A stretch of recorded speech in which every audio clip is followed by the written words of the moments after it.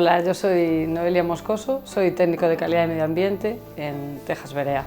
Voy por todos los procesos de la empresa, por todos los puestos de trabajo, controlando cómo va la calidad del producto, de los procesos. En Texas Berea fabricamos tejas cerámicas, tanto curvas como mixtas. Nos gusta presumir de su resistencia a la helada porque es la propiedad que hace que las tejas tengan mayor durabilidad. En Galicia tenemos arcillas predominantemente cauliníticas que hacen que la teja sea la más duradera del mercado. En los últimos años hemos extendido nuestro mercado a toda la zona norte y centro de España y a mercados internacionales como Estados Unidos, en la zona de la Florida y toda la zona de Caribe.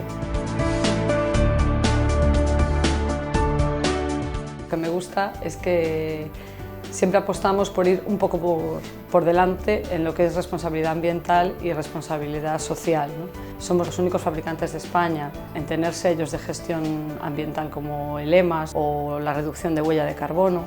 El futuro es apostar por una sostenibilidad. Somos parte imprescindible de la transformación ecológica de nuestro entorno.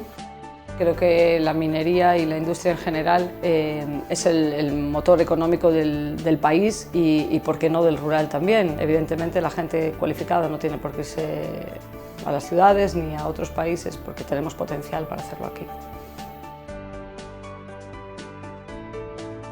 Hola, me llamo Noelia Moscoso y soy minera.